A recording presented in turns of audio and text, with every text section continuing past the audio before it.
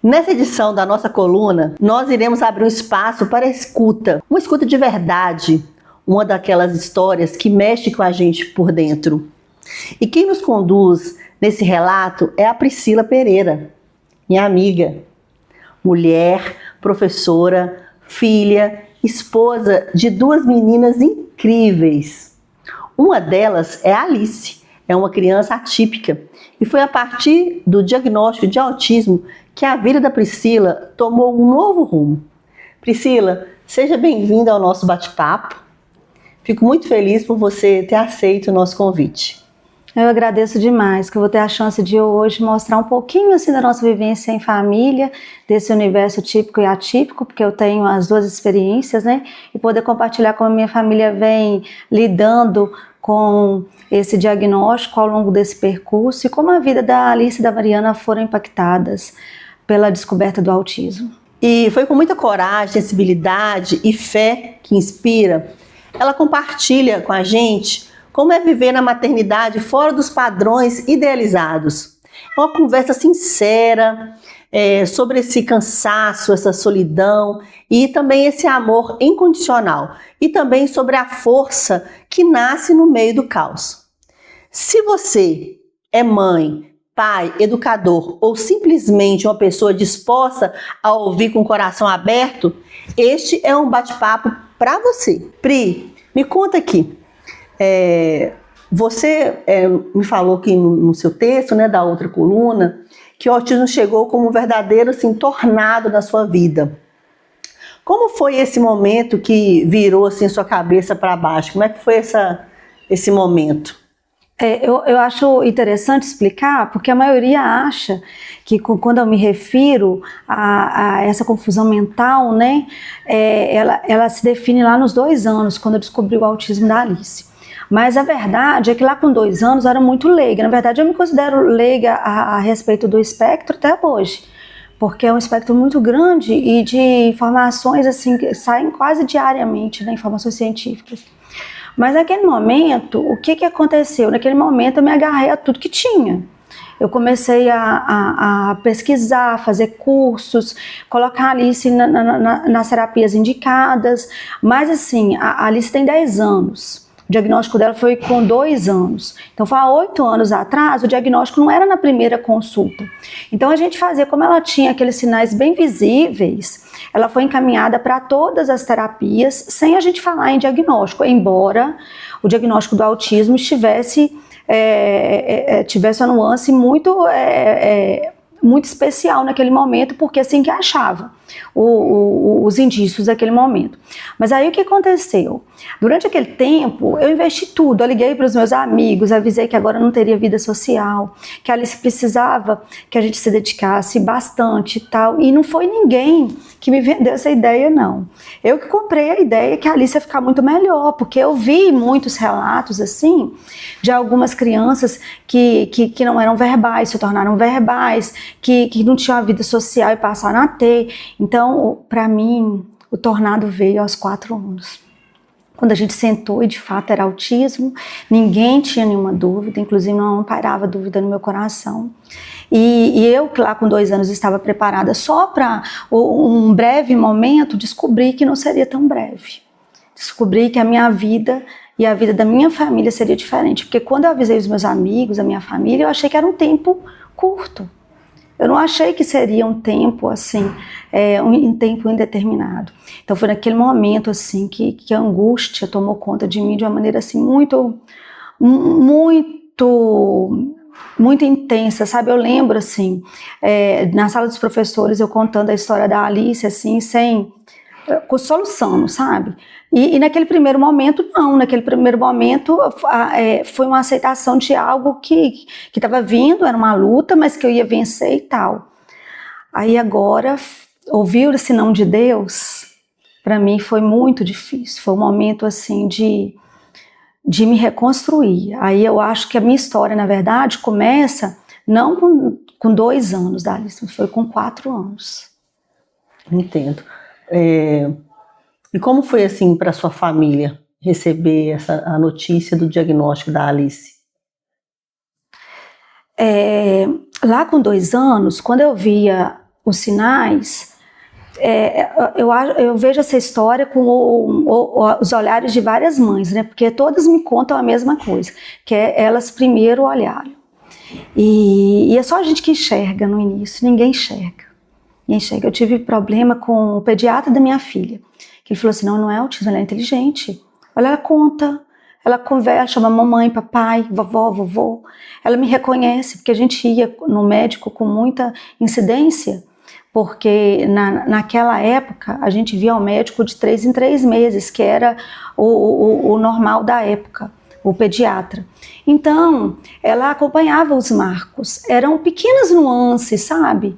De não olhar nos olhos, aí quando ela começou a andar, de andar na ponta dos pés, e eu já comecei a observar aquilo, sabe? E assim, a diferença da idade da Alice para a Mariana é 1 ano e 8 meses. O que aconteceu é que nesse período de 1 ano e 8 meses, eu estava em casa com a Mariana, bebezinho, então eu pude observar o aparecimento de mais sintomas. E aí foi muito difícil com a minha família. Meu pai, por exemplo, ele teve muita dificuldade de aceitar. Muita dificuldade. E aí eu encontrava problema com todo mundo, porque todo mundo, assim, lá na igreja, eu lembro que eu comentava, não, isso é birra, isso é porque ela teve irmãzinha. Eu comentava com as pessoas do meu círculo, não, isso é coisa da sua cabeça. Eu já ouvi falar assim, você está procurando doença para sua filha. Aí o dia da conversa com o pediatra, ele falou comigo assim, olha, não é autismo, mas você vai levar na médica da minha confiança, para a gente averiguar essa situação, é uma neuro da minha confiança, e eu levei. E aí, diante de tudo que eu falei, ela falou assim, você sabe o que é? E aí a gente começou o tratamento da Alice, mas aquele primeiro momento foi muito difícil. Eu agradeço a Deus, porque o meu marido, ele não via, mas ele confiava em você. Confiou. Ele confiou desde o primeiro momento. Ele confiou. Mas assim, se eu não tivesse o suporte dele, talvez eu teria demorado mais tempo. Porque no início eu me sentia muito sozinha nessa situação. Muito importante, né, Priscila? A parceria do esposo nesse momento, né? Sim, muito. Até porque eu vejo que eu estou dentro de uma bolha de muitos privilégios. Porque a maioria eu não lembro os exatos, mas parece que a última estatística que eu vi, que era mais de 70% dos casais não conseguem sobreviver casados com o diagnóstico de uma criança atípica. Eu não estou me referindo só ao autismo, sabe? As mulheres, elas são muito solitárias em relação aos diagnósticos. Priscila, no seu texto, né, você deu um depoimento lindíssimo para a nossa coluna. Você disse que nunca mais foi a mesma, né? Em que aspecto, assim, você sentiu que depois de se tornar... O que mudou, assim, o que mudou na sua vida? O que você sentiu que mudou na sua vida a partir desse momento que você se tornou, assim, uma mãe atípica? De todas essas coisas que você já falou, né, esse enfrentamento da sociedade, das pessoas, dos amigos, né, das pessoas da igreja. Mas, assim, o que mudou para você? A Ligiane me conhece de longa data. Então, a Ligiane sabe que eu sempre fui a pessoa, a discreta, a discrição em pessoa. Mas a maternidade atípica me colocou num lugar onde eu não queria. Minha filha gritava e aí os olhares, eles se vinham para ela. E quando você é mãe, você sabe que os olhares, eles não vêm para o seu filho, eles vêm para você. Então a Alice, ela se desorganizava e mais uma vez os olhares se vinham na minha direção. E chegou um tempo que eu me tornei a mesma pessoa da minha filha. Eu não percebi, não foi algo que eu planejei, mas eu percebi que a minha filha não tinha voz, então eu precisava ser a voz da minha filha. Aí eu, que era pessoa discreta, equilibrada, eu me tornei a mãe. A mãe que nem sempre ela é discreta, nem sempre ela é equilibrada, nem sempre ela é provida assim, das melhores palavras, porque muitas vezes se você tem que ter até a entonação de sua voz muda.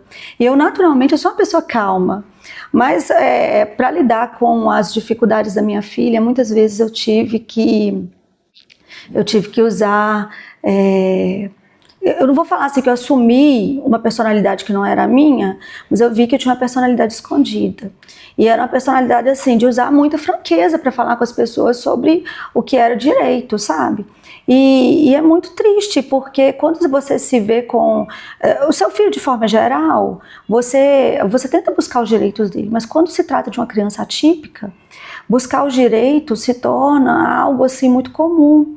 Então é algo que você vai preparado para a luta todos os dias. Às vezes você não vai guerrear e você chega com o discurso de quem está pronta para a guerra.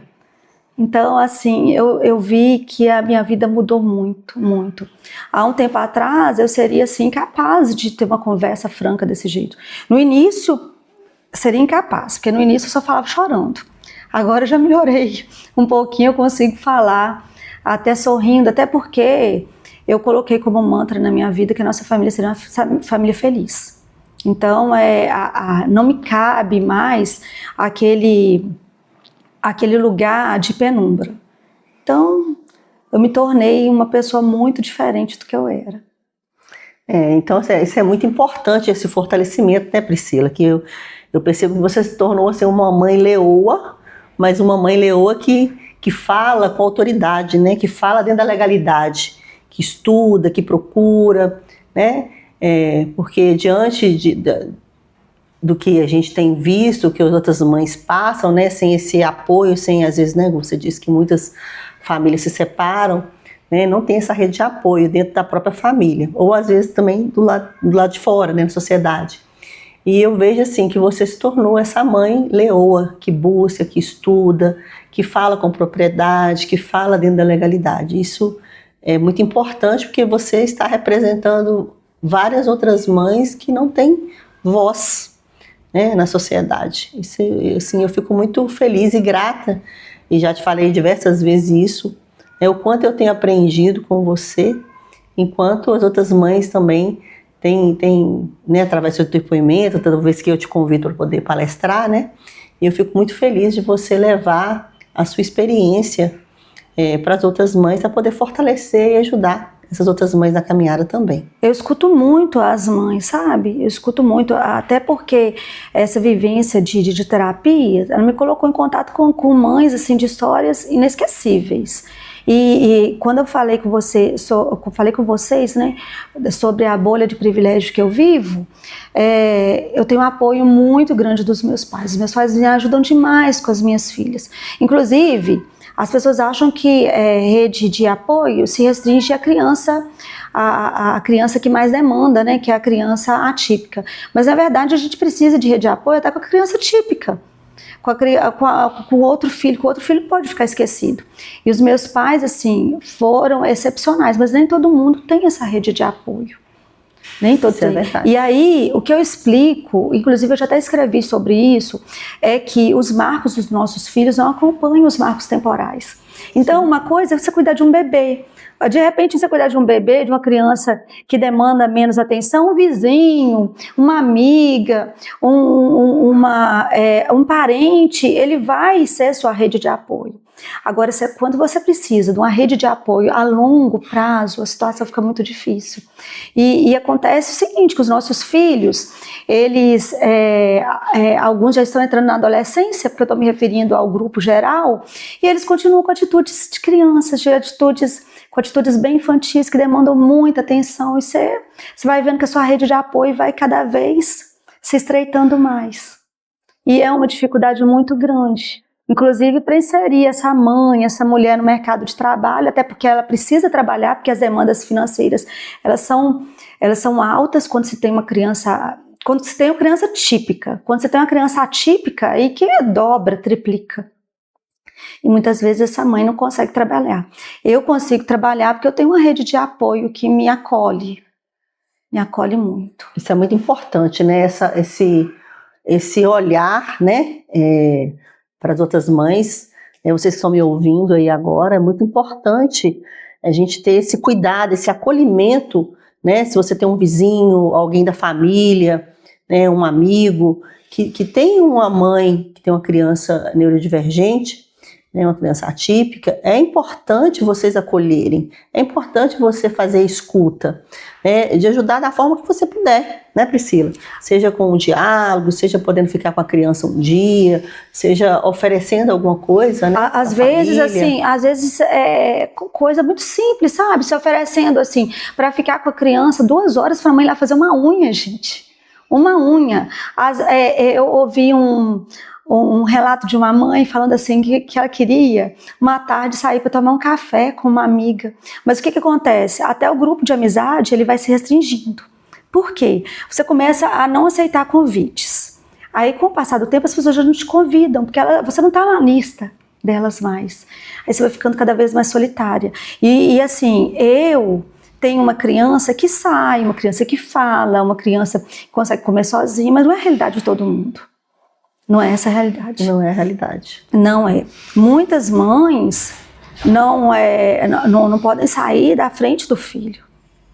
Então, essas mães são as mães que mais precisam ser acolhidas. As mães, assim, eu tô falando as mães, mas eu quero voltar para a família. Voltar à família, sabe? Convidar aquele filho típico, o irmãozinho, para ir tomar um sorvete um dia, para mostrar que existe vida fora daquela esfera, para se oferecer para ir lá bater um papo com a família, para fazer uma atividade juntos. Existe uma solidão também, que é a solidão masculina, que é a solidão daquele provedor, porque muitas vezes é só ele que trabalha, e ele que tem que dar conta de tudo, porque a mulher fica por conta integralmente da casa e do filho que demanda aquela atenção especial. E esse homem, ele é sobrecarregado e ele é calado, porque ele também não tem um grupo de escuta. Porque todos os dias o papo dele lá com os colegas dele vai ser o mesmo, porque a vida dele não vai mudar. Ele não vai ter aquelas histórias para contar, meu filho passou meu filho é campeão de natação. Meu filho está jogando bola. A minha filha passou no vestibular. Minha filha vai estudar fora.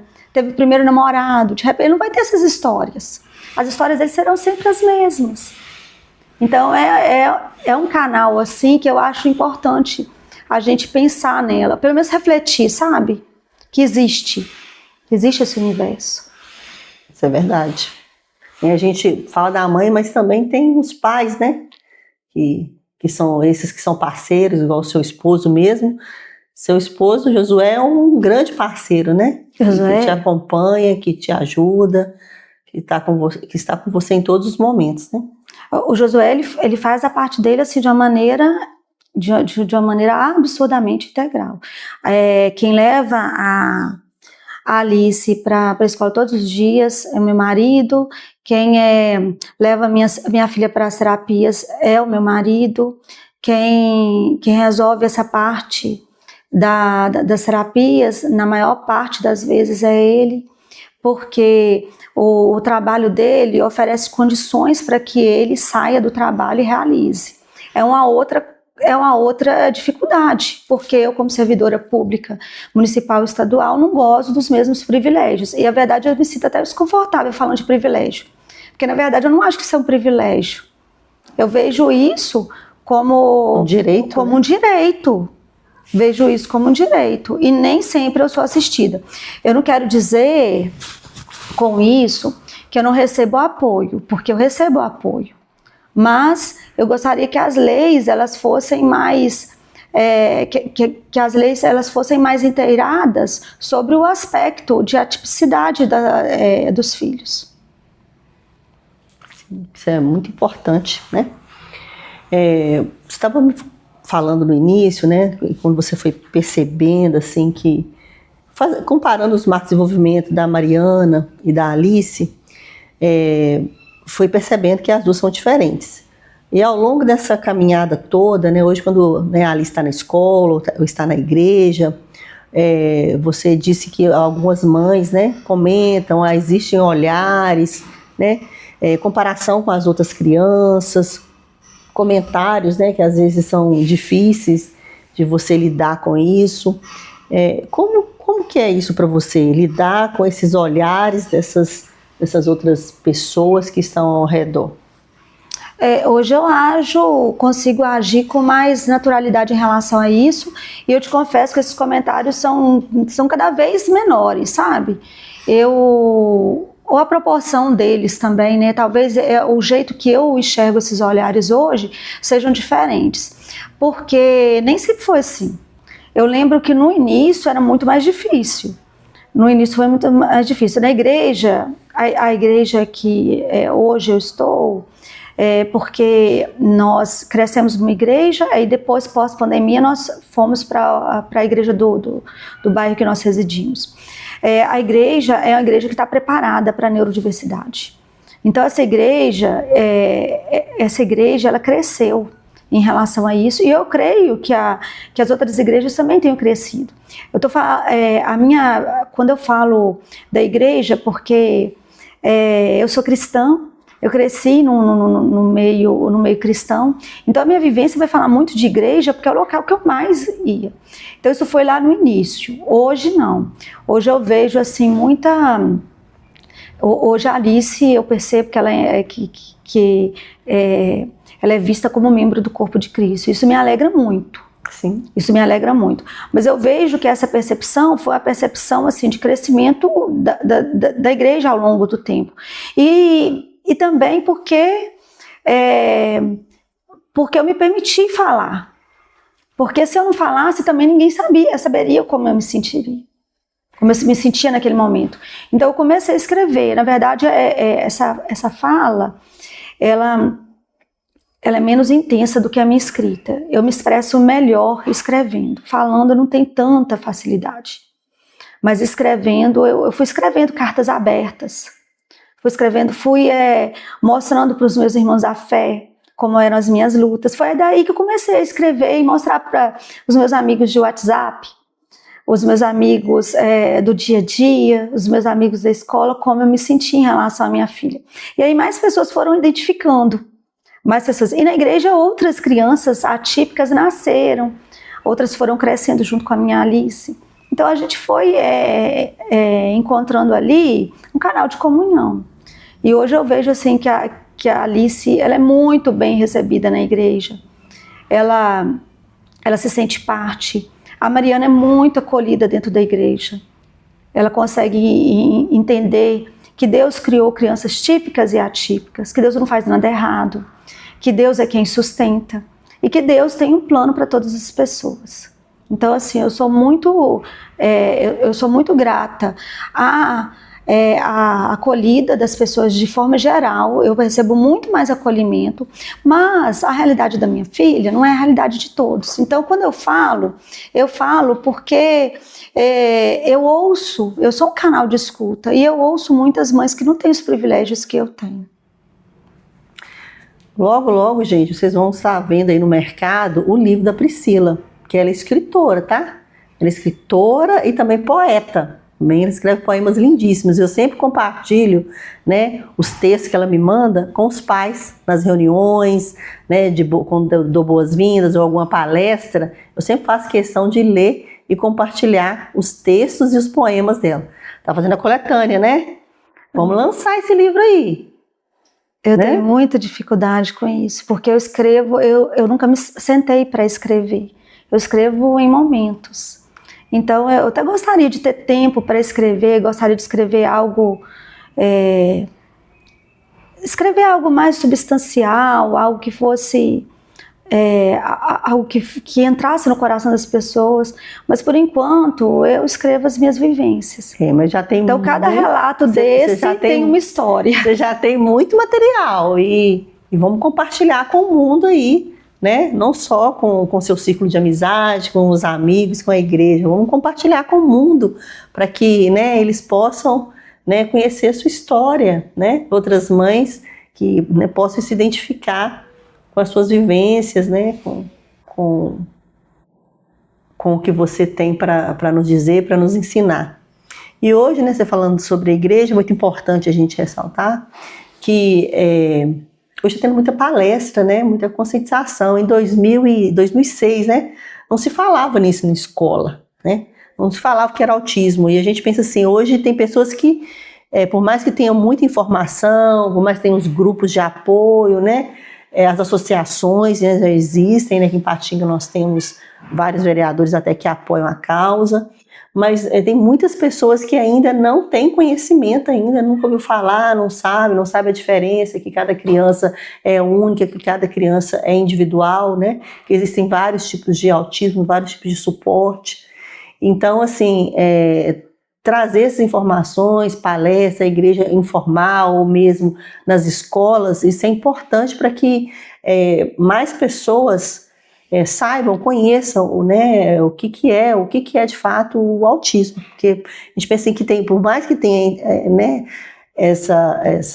a mídia, mas tem muitas pessoas que não têm conhecimento ainda, não é verdade? Hoje melhorou bastante essa questão de conhecimento, sabe? Eu vejo assim, tem uma escritora, uma jornalista, hoje ela é deputada também, chamada Andrea Verne, que eu conheci muito o autismo através dos olhos dela.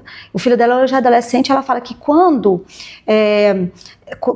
ela iniciou o diagnóstico, não tinha nada a respeito, por isso que o site dela fez um boom na época que ela foi escrever, como ela aproveitou a formação dela, que era jornalismo, para escrever para mães e contar o relato, porque na época ela morava fora do país. Então, além das dificuldades com o diagnóstico, ainda tinha dificuldade da língua, daquela criança que não era verbal e uma série de outras questões. Agora, hoje não. Hoje o que a gente tem é um excesso de informação. Então, você pode... e ela falou isso recentemente, tá? Eu estou falando uma fala dela. E que ela, hoje você pode entrar na internet, por exemplo, e descobrir que o autismo foi causado por uma vacina, que o autismo foi causado porque a mãe não era uma mãe carinhosa, bastante. Então, isso tudo nos leva a ter uma mentalidade que, do mesmo jeito que tem muita informação boa, tem muita informação precisa, nós temos muitas informações a nível de fake news. Então, o que acontece? Hoje a gente precisa apoiar, e as igrejas, de modo geral, elas têm um canal muito importante, porque a igreja, ela fala um grupo muito diverso, um grupo muito heterogêneo. Então, publicar e incentivar informações que sejam de nível científico, com comprovação científica, vale muito a pena. Porque a gente consegue trabalhar hoje, eu vejo que as adequações que foram feitas para mim, Alice, na Escola Bíblica Dominical, por exemplo, são adequações que foram feitas pelo ABA, que a gente conseguiu fazer com a análise do comportamento aplicado. Então, é possível fazer muita coisa, e é possível acolher o diferente. Se tiver uma mensagem que eu possa deixar, essa: é possível acolher quem é diferente, porque Deus chamou a todos. Então, se Deus chamou a todos, Ele vai falar ao coração de todos. E a Bíblia diz que a fé vem pelo ouvir, e ouvir a palavra. Então, a partir do momento que essas crianças e adultos forem recebidos na igreja, e elas forem recebidos com amor, Deus vai falar ao coração delas. E é isso que eu creio. Eu creio que essas adequações são possíveis, que a informação científica ela é muito relevante e que o reino de Deus só cresce tendo a presença daqueles que Deus chama. Porque a gente crê que Deus quer que chama. Verdade. Né? E Deus não faz distinção, né, gente? Ele abraça, Ele acolhe, né, a todos. A sua história é muito linda, Priscila, mas nem sempre tem esse romantismo, as pessoas tendem a romantizar, né? Nem sempre a história de superação é brilhante. A gente vê que você tem conseguido, né? Tem um apoio, tem essa rede de apoio maravilhosa da sua família, da igreja, das pessoas que a cercam, né? É uma história de superação brilhante, mas não é a realidade de todas as famílias. Você trouxe, né, essa sua experiência de forma assim, muito honesta. E eu queria que você me falasse um pouquinho como é para você viver essa maternidade que hoje não cabe, né, nos modelos que a sociedade espera. Eu acho que uma das primeiras cartas abertas que eu escrevi para a igreja foi no dia de conscientização do autismo que eu falei assim, olha, hoje é dia, eu lembro disso do texto, hoje eu falei assim, hoje é dia do autismo, e hoje todo mundo vai falar sobre o autismo vai ficar bonito. Aí eu falei que hoje ia aparecer o pianista famoso, ia aparecer o campeão de matemática, mas aí no outro dia eu ia acordar com o autismo da vida real, onde nem todos são campeões, onde nem todos são crianças extraordinárias, e a minha vida ia continuar. E aí, gente, eu fiquei pensando assim, qual era o lugar da minha filha, o lugar da filha de tantos outros nesse contexto, né? E isso dói demais. Por quê? Porque a gente vê que a sociedade ela não se preparou, não está plenamente preparada para essas crianças, e a gente já pensa no mundo, né? O mundo não vai estar preparado para eles adultos. Se eles não vão crescer e acompanhar os mesmos marcos. Então, e aí eu não estou nem falando da minha filha mais não. Eu estou falando do autista severo, do autista que não fala, daquele que não consegue fazer as tarefas mais simples sozinho. E como que se reage a isso? E não tem um olhar de escuta, porque o que todo mundo quer escutar é que houve uma melhora. Antigamente eu postava muitos videozinhos, inclusive eu cheguei a te mandar alguns da Alice e tal. Eu parei com isso, por quê?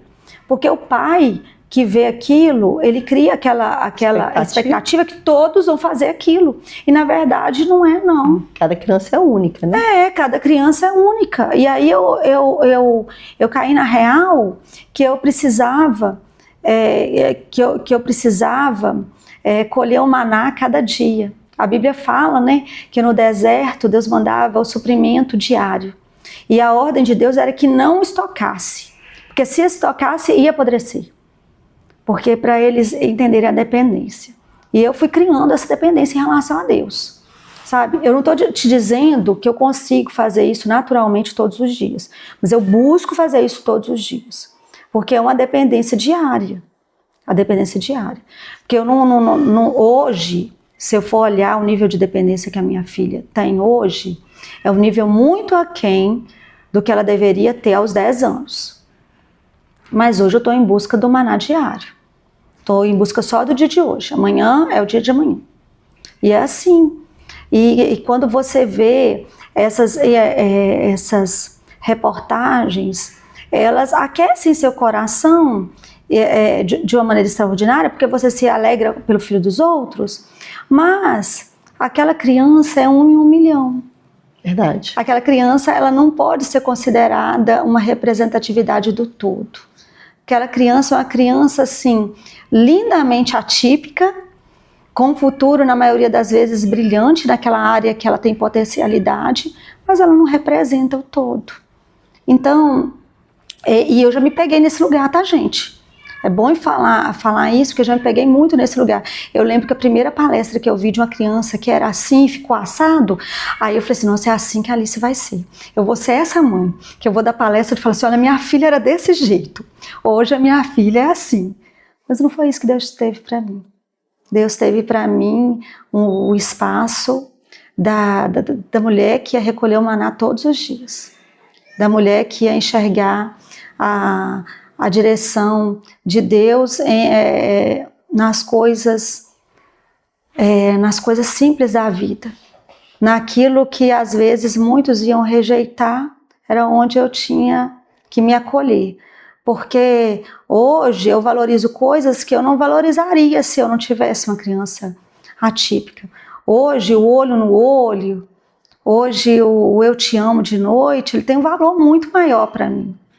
Porque eu esperei muito por isso. Muito emocionante ouvir a sua história, Priscila. Eu fico assim, sem palavras diante da sua experiência, né?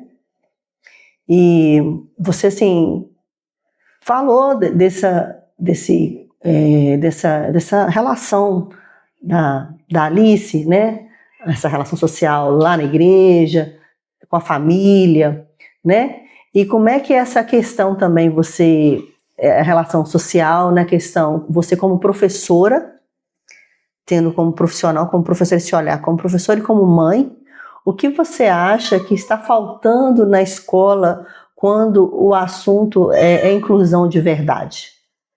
Esse assunto é um assunto assim, que eu converso muito com meu pai sobre isso. É uma das conversas assim que é uma das pautas constantes das nossas conversas. A gente fala muito sobre escola e hoje o que falta para as escolas é algo que é diferente do que as pessoas querem ouvir. Porque eu não vou falar que falta empatia, porque eu vejo que a maioria dos profissionais dentro da educação, eles têm empatia. Você vai tirar um ou outro que está no lugar errado sem empatia. Eu acho que o que falta hoje é formação robusta, formação universitária, formação consistente. E eu acho que enquanto o Estado, as prefeituras, o governo municipal, o governo estadual e até inclusive as redes particulares não se adequarem a esse modelo, a gente não terá adequação de qualidade. Porque não basta eu falar com o profissional assim, olha, a partir de hoje essa escola vai ser inclusiva.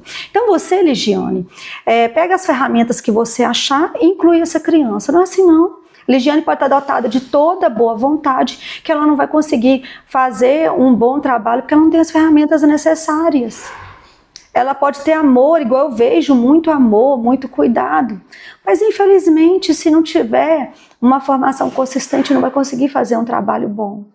Uma formação continuada, então, a estrutura é que hoje está faltando na escola, nas escolas que você tem percebido? De modo geral, tá? Eu não estou me restringindo a uma só, não. Eu acho que precisa, que necessita de formação. E essa formação ela tem que ser vista não só com prática, sabe? Mas quando eu falo prática acadêmica, é porque ela tem que ser pautada na ciência. Tem que ser um investimento, sabe? Tem que investir dinheiro público. Tem que investir nisso, porque para ter uma formação boa, ela tem que ser consistente. Ela não vai ser conseguida em dar uma palestra de 4 horas e eu de repente formar todo mundo. Não é assim que funciona. Se a gente quer fazer inclusão, vamos fazer inclusão de verdade, não inclusão à brasileira. Sim. Do jeito que está ocorrendo, não é esse tipo de inclusão. Eu sinto que os meus olhos foram abertos a partir do momento que eu tomei consciência sobre o que era. Uma adequação curricular, você não faz com currículo de 4 horinhas, não. Você não faz com cursinho online, não, gente. Você precisa de pessoas te orientando, você precisa de vivência, você precisa do professor ali, sabe? E eu acho que não tem jeito de resolver isso com band-aid, não. Eu acho que o ideal nesse momento é abrir a ferida, expor a situação de emergência e contratar cirurgião para ela. Porque eu acho que é uma causa que ela grita. Ela grita. É verdade. Priscila, estamos chegando ao final, né, do nosso bate-papo. Eu queria ficar aqui, fazer várias perguntas.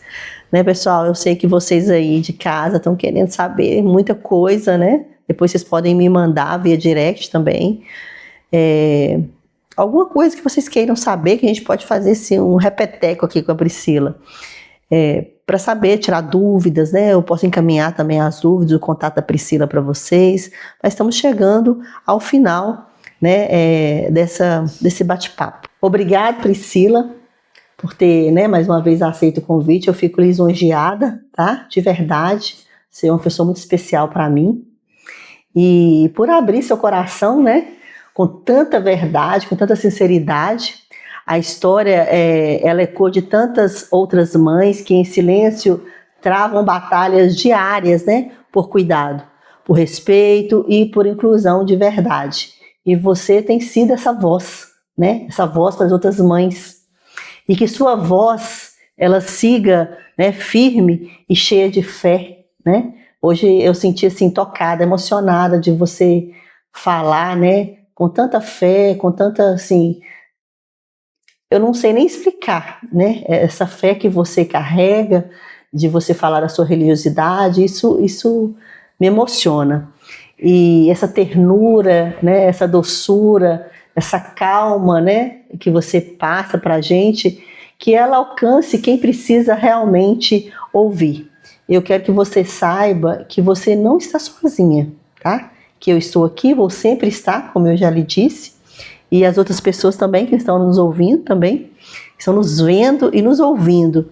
Você não está sozinha.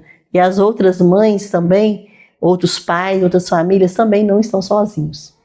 Obrigado. Obrigada, agradeço demais essa oportunidade de estar aqui com vocês, de estar aqui nesse lugar. Eu creio que Deus planejou esse momento e eu queria deixar assim, um recadinho para você, Ligiane, e para todas as mamães que estão me assistindo nesse momento. Quando as meninas começaram a entender, começaram a falar, eu ensinei para elas o versículo que está lá em Jó 42:2, que fala assim: bem sei que tudo podes e nenhum dos teus planos podem ser frustrados. E até hoje a Alice e a Mariana falam muito, elas recitam muito esse versículo. Que esse versículo seja uma realidade na minha família, na família de vocês. Porque eu creio de todo o meu coração, se é plano de Deus, não será frustrado. Então o plano de Deus para as nossas crianças típicas e atípicas não serão frustrados. Os planos de Deus para nós pais não serão frustrados, porque Deus capacita aqueles a quem Ele escolhe. E Deus nos escolheu. Então, diante dessa função tão maravilhosa, vamos ter bom ânimo e agir com alegria. Que a alegria ela possa estar presente nos nossos lares, diante das nossas lutas, que nós possamos testemunhar, né, a glória de Deus nesses momentos. Muito obrigada. O apóstolo Paulo fala, em tudo dai graças, né? A gente colocar o Senhor na frente, olhar para o alto e saber que Ele está cuidando de nós, que Ele está cuidando de todas as mãezinhas, de todas as famílias, porque a maternidade atípica, ela é real, né? Ela é intensa e ela precisa ser olhada com mais empatia. E cada um de nós, se cada um de nós puder acolher um pouco mais, né? Escutar sem julgar, apoiar sem esperar medalhas, sem aplausos, talvez a inclusão ela deixe de ser só um discurso bonito e passe a ser uma prática diária, né? Que todos nós possamos, né, fazer esse pouquinho aí que a Priscila, né, comentou, ficar com a criança, né, com um amigo de quem você conhece, uma vizinha, 2 horinhas, para que a mãe possa ir ali fazer uma unha, arrumar o cabelo, ou até tomar um banho, gente. Eu falo que eu sou mãe solo, e quando eu, né, cuidei do meu filho pequeno, era difícil, eu queria um tempo de me tomar um banho, lavar meu cabelo. Isso que ela fala é muito, muito real, nós somos reais, somos mães de carne e osso. Então a gente precisa, né, desse apoio, dessa empatia, desse olhar diferenciado da sociedade. Espero que vocês tenham gostado, né? Priscila, mais uma vez reitero, muito obrigado, né? Você mora no meu coração. E até a próxima edição. Fique com Deus. Tchau, tchau. Tchau, tchau, família.